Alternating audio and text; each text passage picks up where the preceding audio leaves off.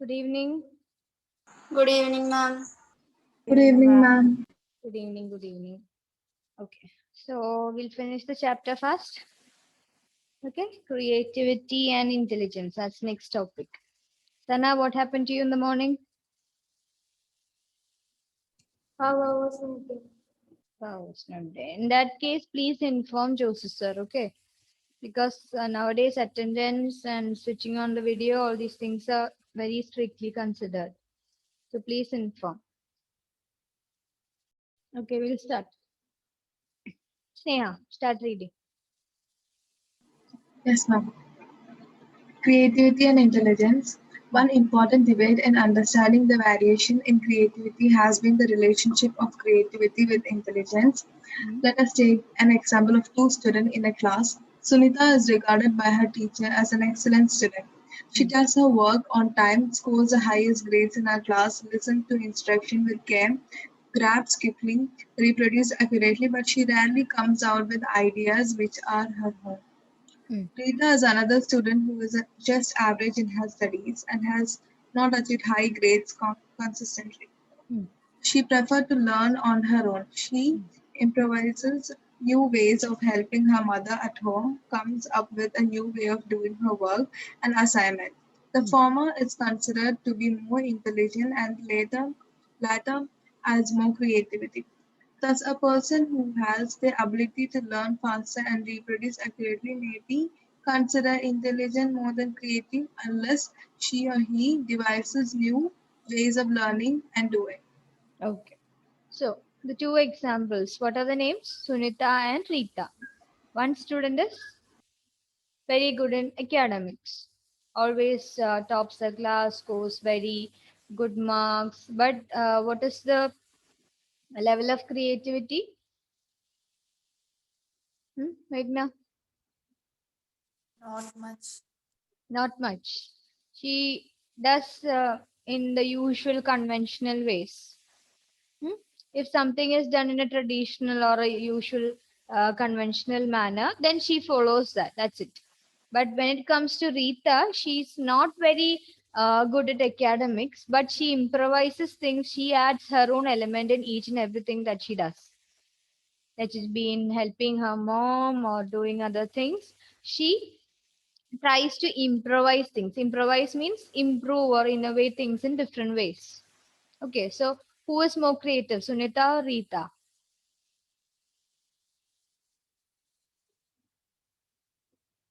Rita. Rita is more creative. Okay, that's obvious, right? Self-descriptive example. Okay.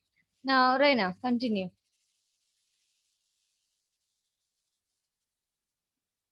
German, second paragraph. From second paragraph. German in the 1920s.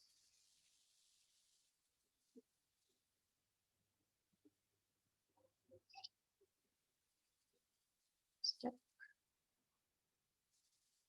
Reina, not here. Elvina. Thurman in the 1920s found that persons with a high IQ were not necessarily creative. At the Yes, same Louis time, Terman. That person is Louis Terman. That is a one mark question. Who found that persons with high IQ were not necessarily creative? This Louis Terman. At the same time, creative ideas could come from persons who did not have a very high IQ. Other researchers have shown that not even one of those identified as gifted followed up throughout their adult life had become well known for creativity in some field. even Researchers gifted children. What is the category of gifted children? What is the IQ score? above 130. Above 130. Those who get the IQ score above 130, they are considered as gifted, and even they did not have much creativity. So it is not necessary that people who are intelligent or people who have high IQ have high creativity. Similarly, we learned something else in this chapter. What was it? It is not necessary that people with high IQ are We have high EQ. will have high EQ. It's not necessary that high EQ determines high EQ. It is not necessary that high IQ determines high creativity also. It varies from person to person. That is what we are studying in this chapter. Individual differences. Understood? Okay, continue. So researchers have also found that both high and low level of creativity can be found in highly intelligent children and also children of average intelligence. The same person Continue. The same person thus can be creative as well as intelligent, but it is not necessary that intelligent ones in the conventional sense must be creative. Underline Intelligent that sentence. The same person can be creative as well as intelligent, as well as have high EQ. But it is not necessary that this is the case. Their level of intelligence, level of emotional quotient, then level of creativity, everything might vary according to the person, according to the situation. What do you call if it is changing according to the situation? Situationism. Situationism, yes. And the fact that people differ in terms of all these attributes, what do you call that? Individual differences. Individual differences. Okay, go on. Elvina, continue. intelligence, therefore, by itself does not ensure creativity. Researchers have found that the relationship between creativity and intelligence is positive. All Yes. creative acts require some minimum ability to acquire knowledge and capacity to comprehend, retain, and retrieve. Okay, Creative just a minute. Yeah, that's enough. Researchers have found that the relationship between creativity and intelligence is positive. What does that mean? There are two words which I would like to highlight relationship and positive. What are they talking about? They are telling about the relationship between creativity and intelligence. And they are telling that it is positive. So, what would that be? More the IQ, more the creativity. More the IQ, more the creativity. What is that called? Direct relationship. Huh? Direct Direct relation. relationship. Grishma? Correlation. Correlation. In psychology, we learned how many correlations? Amal? One is positive, so the others might be positive correlation. Then I'm negative. negative. And in between, we have Zero correlation. zero correlation. Very good. Sneha, correlation means if a relationship is shown in terms of a coefficient or in terms of a numerical value, we call that correlation. Relationship here, we are talking about the relationship between creativity and intelligence. If it is a direct relationship, like if intelligence is increased, then creativity is also increased, then we call it positive correlation. If both are increasing or decreasing at the same time. Okay. Now, if one is increasing and one is decreasing, that is inverse relationship, then we call that negative correlation. If there is no relationship among these two things, then we call zero correlation. That we studied in class 11. Since you're not aware, I explained it once more. Understood that? Okay, so here we are talking about creativity and intelligence, and they are telling that the relationship is positive in nature. That means they are in a direct relationship. If intelligence is increased, then creativity is also increased at some point. Understood? Okay. Now, Meghna, continue. Creative writers, for example, need facility in dealing with language. The artist must understand the effect that will be produced by a particular technique of painting. A scientist must be able to reason and so on. Hence, a certain level of intelligence is required for creativity, but beyond that, intelligence does not correlate well with creativity. It can be concluded that creativity can take many forms and blends. Some may have more intellectual attributes, others may have more of attributes associated with creativity. But what are the attributes of a creative person? You may like to discuss the attributes which are common to all kinds of creative persons. Yes, okay, just a minute, just a minute. So they are telling that some form of understanding or some form of intelligence is required to be creative. That is why it is called a positive relationship between creativity and intelligence. Now let me ask one question. Suppose there is a person with profound level of mental deficiency, okay, or mental disability, whichever way you call it. And can that person be expected to be creative?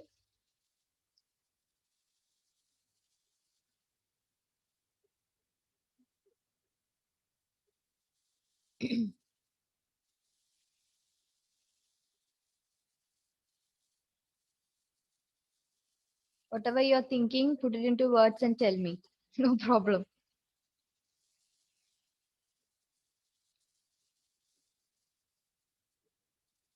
Tell. Don't waste time. We have to finish the chapter.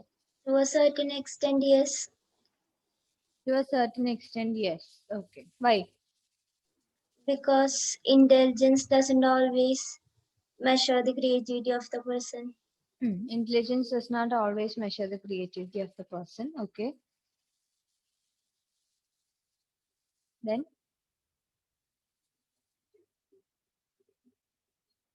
in the light of what we have discussed right now, is it possible for that person to be creative? We discussed No. that. No, because we have discussed that this relationship between creativity and intelligence is positive in nature, which means there is positive correlation.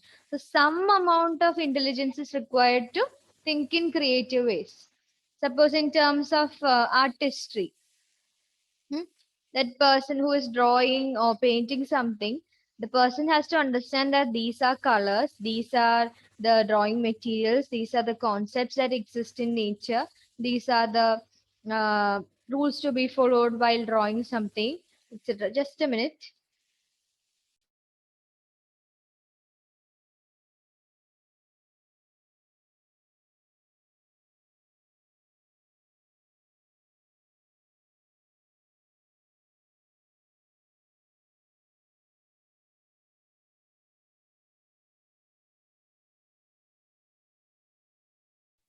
Okay, so some amount of intelligence is required to what?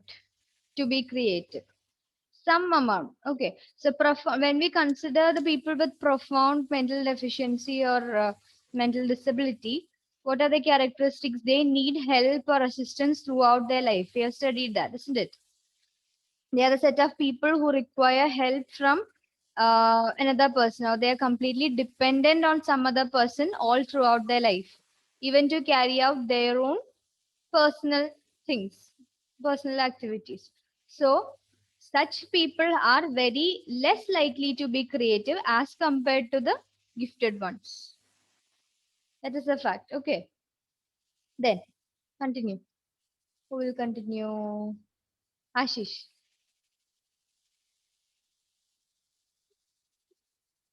Creative test came into existence from there.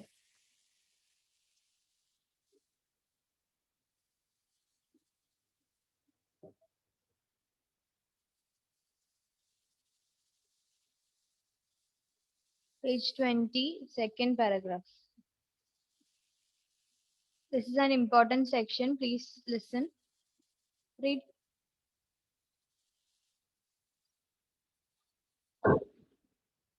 Read.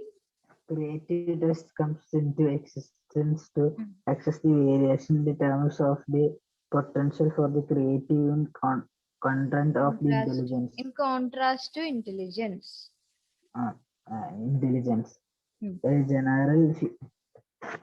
What a does that general mean? Creativity tries to measure creativity and not intelligence. So creativity tests or such type of tests that measure creativity, they try to understand the different levels of creativity in different people. And intelligence tests have to be used to find out intelligence, the level of intelligence or the differences in level of intelligence in different people. If you have to find the differences in creativity, you have to use creativity tests. That is the only thing, but it is put in a complicated way, isn't it? Very complicated sentence. Okay, then continue. A general feature of the most of the creativity test is that they are open-ended. Open-ended. Underline that.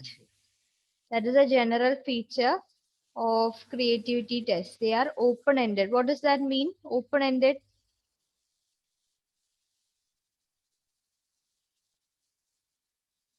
Any idea? Open-ended. There are closed-ended.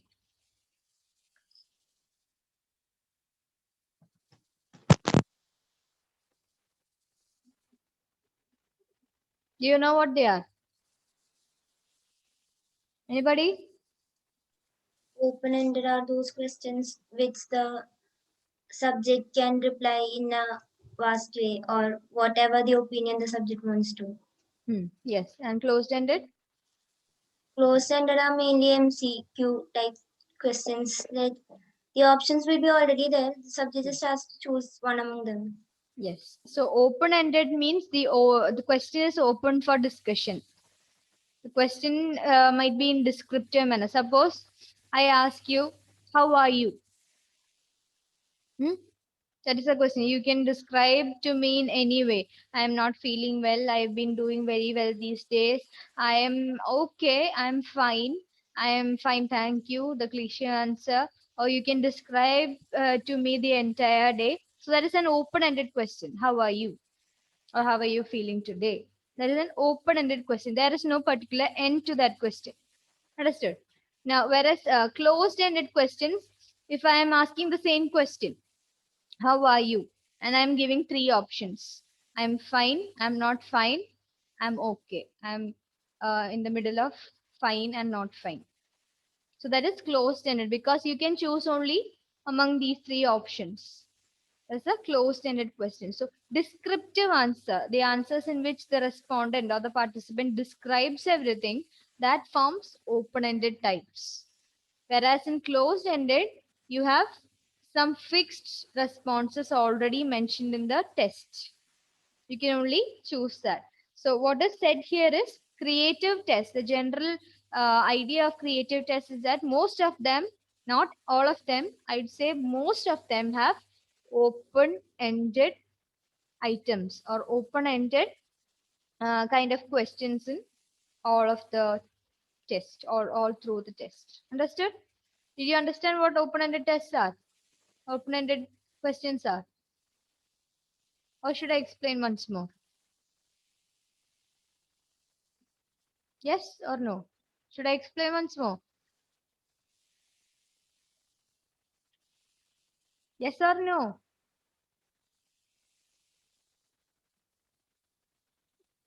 Ashish understood? Amal understood? They understood?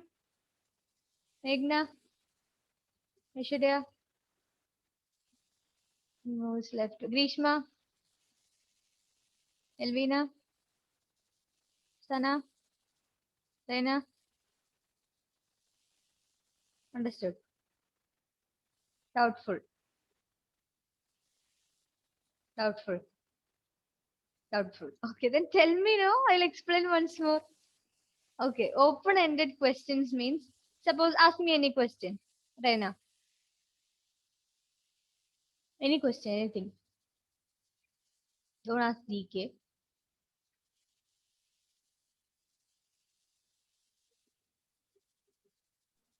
Why moon is white and sun is yellow?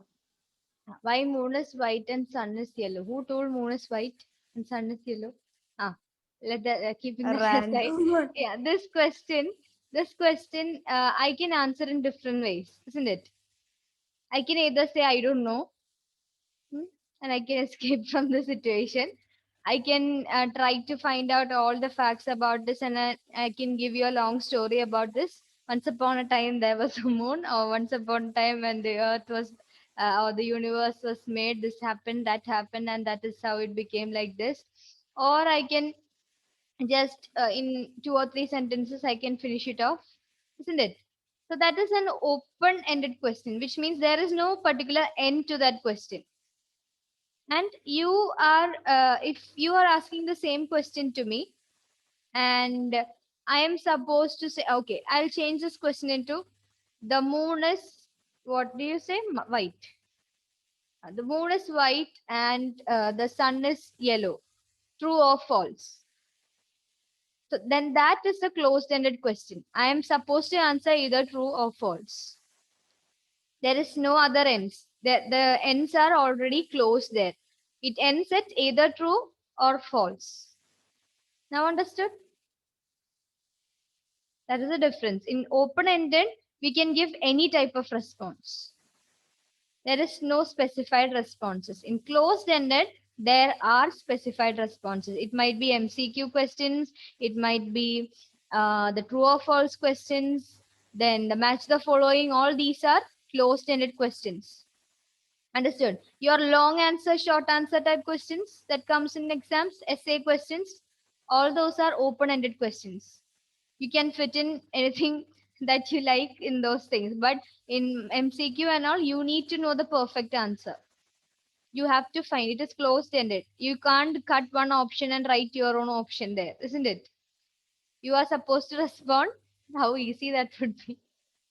You can, you have to find one option or choose one option among the given ones. That is closed-ended.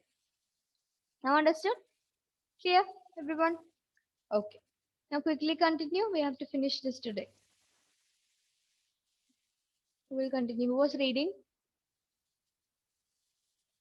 Ashish was reading, no? Okay. Grishma, continue. A general feature of most of the creativity tests is that they are open-ended. They permit the person to think of different answers to the questions or problems in terms of her or his experiences, whatever these may have been. Yeah, underline that also. Just mark and keep. No need to underline, just mark and keep. Then. These help the individual to go in different directions. There are no That helps specified in what type of thinking? Convergent or divergent? Open-ended questions. divergent. Divergent thinking, because we can think in different ways. Whereas in closed-ended, what happens? We have to come to a single conclusion. If three options are there, we have to choose one among them. That is convergent thinking. Divergent means if I start from India, I can think of the culture. If the question is about culture, if I start from India, I can think of different countries. I can write on different traditions, the customs, the beliefs, the dress that people wear in different countries, then the customs that they follow in different countries. I can go on and on until I finish my answer booklet, isn't it? So that is an open-ended question. But when it comes to MCQ, that is convergent thinking.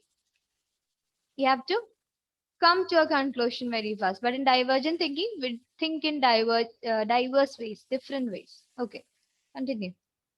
There are no specified answers to questions or problems in creativity tests. Therefore, there is freedom to use one's imagination and express it in original ways. Yes. There is room for imagination, your own opinions there. Then. Creativity tests involve divergent thinking and assess such abilities as ability to produce a variety of ideas, that is, ideas which are off the beaten track, ability to see new relationships between seemingly unrelated things, ability to guess causes and consequences, ability to put things in a new context, etc. That's important. That's very important. Underline all those and keep. You come up with new ideas. You tend to learn the cause-effect relationship. What is the cause of this? What is the effect of this? Then what else is given? Put the things into new context, means find new situations in which all these things works. Then consequences means again effects of what is happening. Depending on the topic of creativity. Suppose if it is dance step, you're testing creativity in terms of dance, then you're trying to find out if this step is put at this particular point in the music, then how will it turn out? Okay, you think in different ways in which this will turn out. Will you lose your energy, and when you get to that point of the music, will you be able to go smoothly from this step to that step? All these things involves divergent thinking, thinking in different ways, different solutions to a single problem. So again, creativity tests that. And now I told about an example of dance, but it differs in terms of different levels of creativity, different types of creativity. Okay, then. This is contrary to the tests of intelligence, which mostly involve convergent thinking. In tests of intelligence, the person has to think of the right solution to the problem, and the focus is on assessing abilities such as memory, logical reasoning, accuracy, perceptual ability, and clear thinking. Underline that.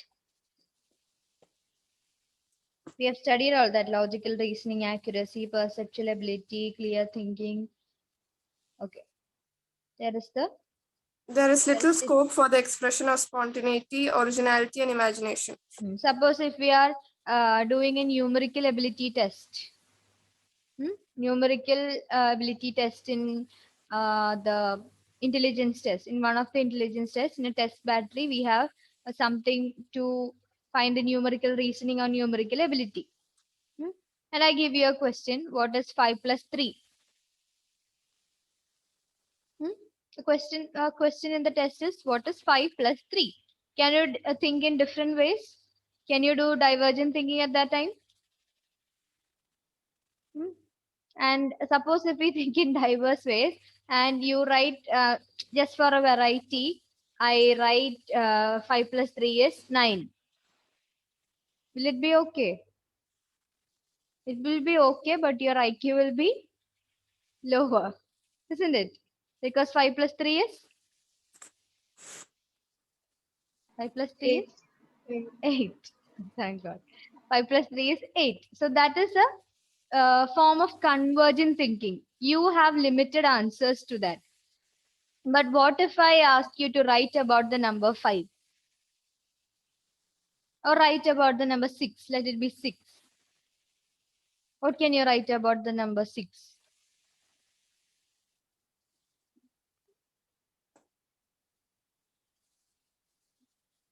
Come on. Write about the number 6. Is that an open-ended question or a closed-ended question? Open-ended. Open-ended question. So you can thinking diverse ways. Then you can engage yourself in divergent thinking than convergent thinking. You know that because it is an open-ended question. So again, you know that this tests your creativity. Tell me one sentence about the number 6. 6 comes after 5. Yeah, I was thinking about the same. 6 comes after 5. So obviously you can add one more sentence. 6 comes before. 6 comes 7. before 7. Yeah. Any other sentence?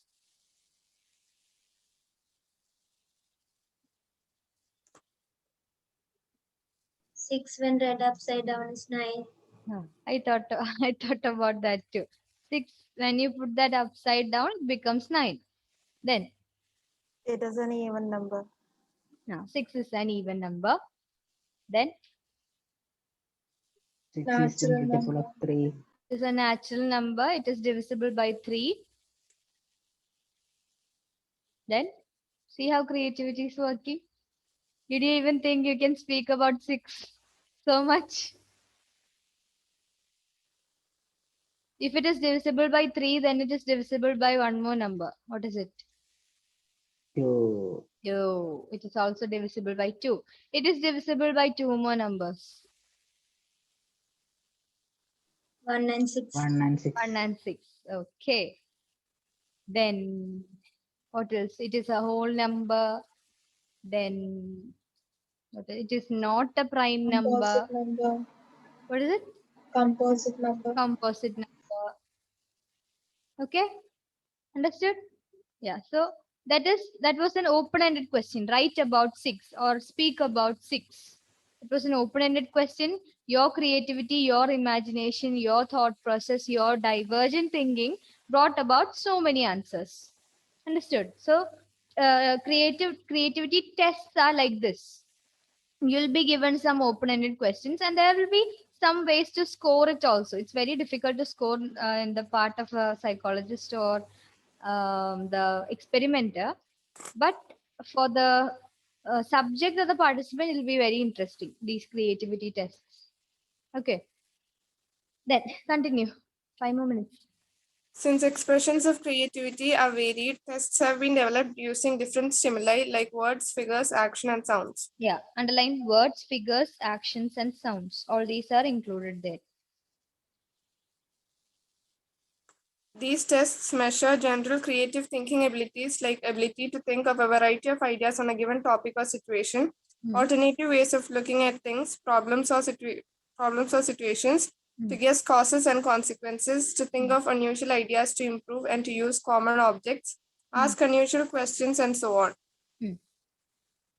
A few We did an investigators. unusual thing right now, isn't it? Have you ever spoke about the number 6? Or thought about the number 6 alone? Ever? No, right? Because I haven't. That's what I'm asking. Okay, then.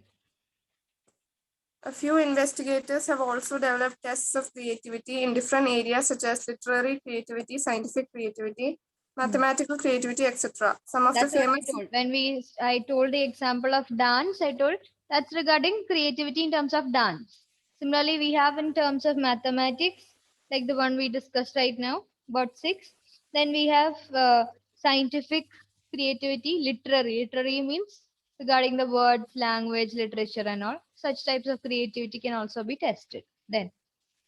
Some of the famous psychologists who have developed creativity tests are Guilford, Torrance, Katena, Wallach, and Kogan, Paramesh, Bakar, Mehdi, and Pasti. Each test has a standardized procedure, a complete set of manual and interpretation guide. These can be used only after extensive training in administration and interpretation of test scores. Those last 2 lines are very, very, very important. Underline that. Mark as important and keep. One cannot come and just administer the creative test to a subject or participant. It requires a lot of training in order to administer it, in order to score it, in order to interpret it. You need proper training. Also, they have a set of standardized procedures. You cannot get the participant to a cafe and then administer it. Understood? There are standardized procedures to conduct that particular test. There should be based on the test, there should be no noise around. There should be set of things present. The seating arrangements, the rapport building, all those things are there. So standardized procedures should be followed. Then it has a complete set of manual. The lab manual says how to do the procedure, how to administer, how to score. It might have answer keys. It might have norms, norm tables. The reliability might be given, validity might be given. All those things are there. So it's not like a simple test that you do online or not. Okay. So with that, we conclude the chapter. Yeah, that's it.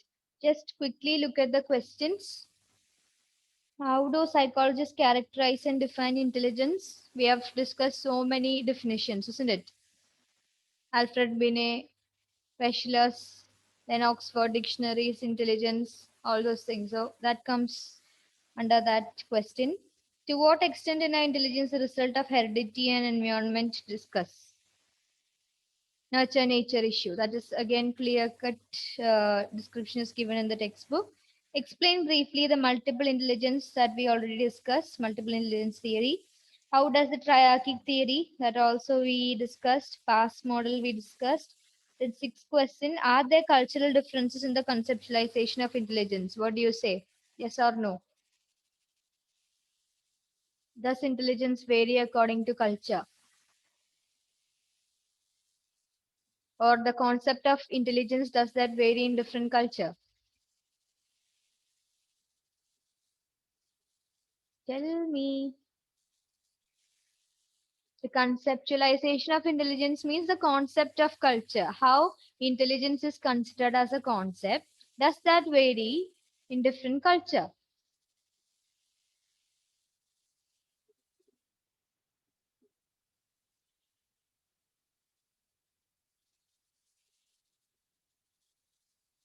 Tell.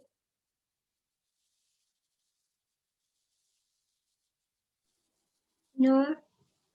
Then why did we study technological and integral intelligence? Yes. Then yes.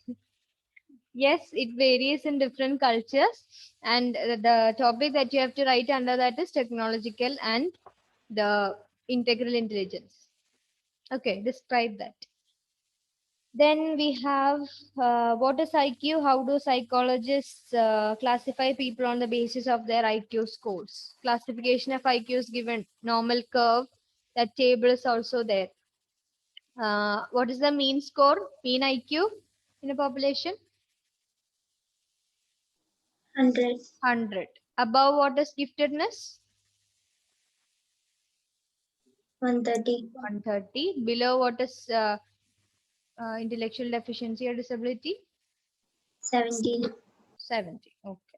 That you have to describe there. Then how can you differentiate between verbal and performance test of intelligence? It's already there, right? Verbal and performance, the ones that use words and all. Then all persons do not have the same intellectual capacity. How do individuals vary in their intellectual ability? Explain. What would be the answer for that? Which question? Ninth one, right?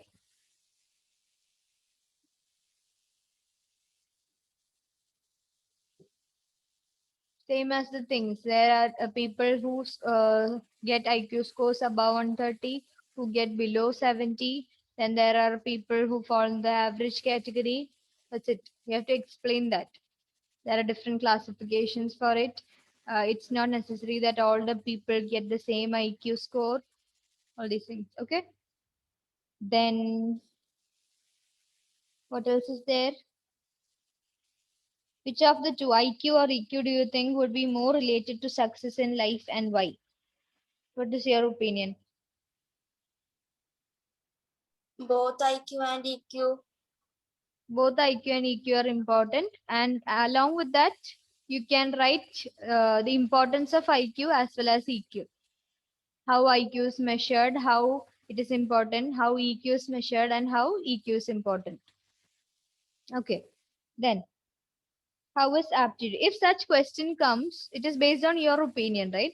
And if question comes which we did not discuss in class for the board exam, I'm telling, if such a question comes, whatever is asked in the question, explain both of them and keep.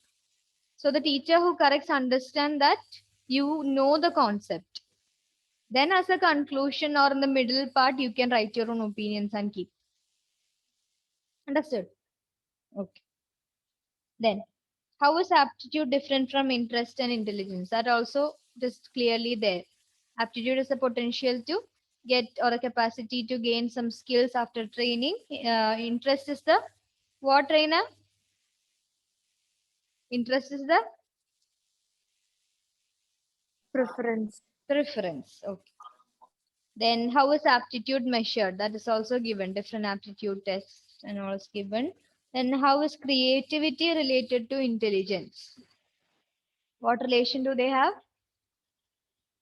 Positive. Positive relation. Then the rest of the explanation is based on a summarized view of what we discussed just now. That's it. Yeah, that's it. Have you decided the date for the test? We have completed the chapter. Next chapter is self and personality. That's even more interesting actually. But again, we have so many things to study in that. It's okay. You will understand your own self and your own personality in that. And when we come to the chapter of mental disorders or psychological disorders, you might think that you have each and every disorder in that, described in that. That is known as medical student syndrome or something like that. The more we get to know about the symptoms, the more we think that we have certain disorder. Okay. And I'm damn sure after a few days, after a few days of studying that chapter, you will be diagnosing each and every one of your family members. You'll be telling that this person has OCD, your mom has that, your brother has ADHD, and so and so. I'm damn sure, mark my word. Yes. So the date for the test. Amal, looked into the calendar? No. I told you by evening, fix a date. Who is interested in tests and all? Tell me a date. Fix it now itself. You can take enough time to study. That's why I told you to fix a date. When will you be able to finish studying all these theories and all the stuff?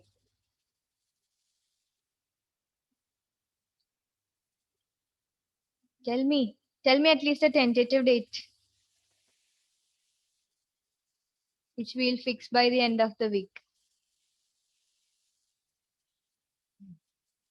By the weekend, we'll conduct an auction for dates.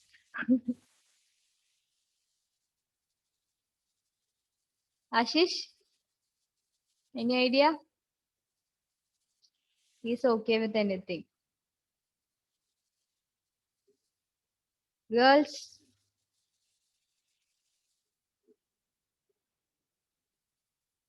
do you have any other tests coming up? No. Then we'll start afresh. Tell me.